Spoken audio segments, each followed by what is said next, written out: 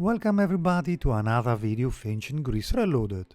Today we will talk about the famous Proetus, king of Tiryns, brother of Acrisius, and a great uncle to the hero Perseus. By the way, if you like the video, please hit the like button and subscribe to our channel so as to stay tuned for upcoming videos.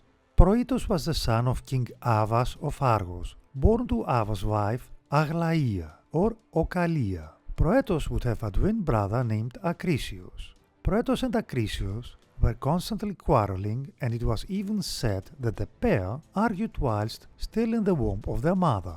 It was generally said that Proetus became king of Argos after the death of Avas, ruling the kingdom of Argos for 17 years. But the arguments between the brothers continued, and eventually Acrisius overthrew his brother, forcing Proetus into exile. Alternatively, it was Acrisius who succeeded Avas and forced Proetus into exile to prevent a future threat to his throne, depending on the source that you study. Finally, Pausanias presents a completely different story by stating that there was no dispute between the two brothers, but they divided the kingdom. Acrisius remained where he was at Argos, and Proetus took over Tiryns and the Argive coast region.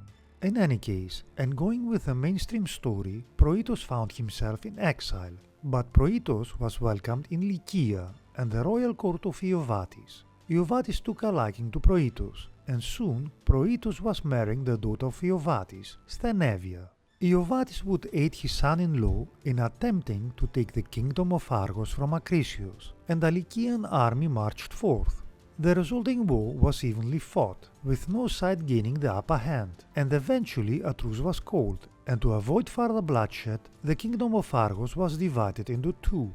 Acrisius kept the western region of Argos, whilst Proetus became the ruler of the east of Argos, and thus Proetus became king of Tiryns. It was said in antiquity that it was during the rule of King Proetus that the first generation of Cyclops came to Tiryns and did build the massive defensive walls for the king, although why the Cyclops would do this for Proetus is not clear. Proetus would have 4 children with his wife Stheneboea. The son of Proetus was Megapenthes, who would later succeed his father as king of Tiryns, whilst the 3 daughters of Proetus were Lysippe, Iphinoe, and Iphianassa, although, depending on the source, the names of the daughters may change. These daughters of Proetus were collectively known as Proetides. A tale is told in Greek mythology about the fate of the Proetides. The daughters of Proetus had been driven mad by Hera after they had insulted the goddess. The Proetides thereafter roamed the countryside pretending to be cows. Melampus, the great seer, was called upon to cure the Proetides, but in return the seer demanded 1/3 of Proetus' kingdom. Proetus considered this too high of a price and sought someone else to cure his daughters.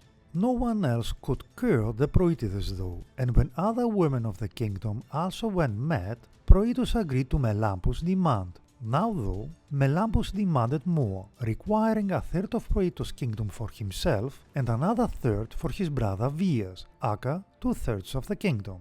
This time Proetus agreed, and the mad women were brought to various sanctuaries.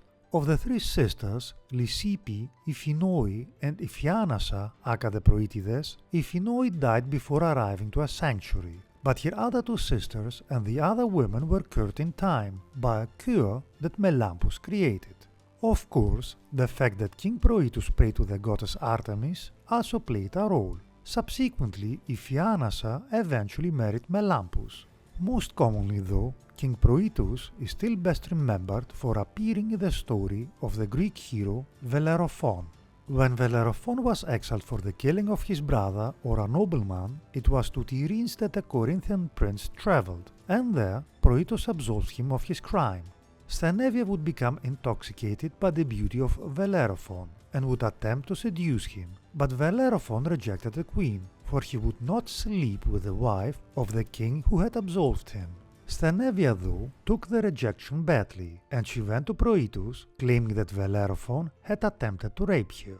Now, Proetus could not kill Bellerophon, for the murder of a guest was considered a great crime in ancient Greece, so instead Proetus sent Bellerophon to Lycia with a letter for King Iobates. Unbeknown to Bellerophon, Proetus was asking Iobates to kill Bellerophon for the molestation of Iobates' daughter.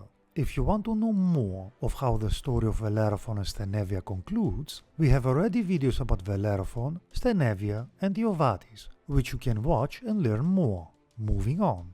There is but one story of the death of King Proetus. According to Ovid, Proetus ended up changed into stone by Perseus, the grandson of Acrisius, who had eventually got expelled by Proetus upon being made by him to see the head of Medusa. And according to Apollodorus, later Proetus' son Megapenthes exchanged kingdoms with Perseus.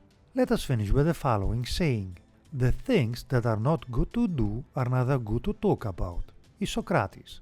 That being said, remember guys to hit the like button and subscribe to our channel, it would help us a lot.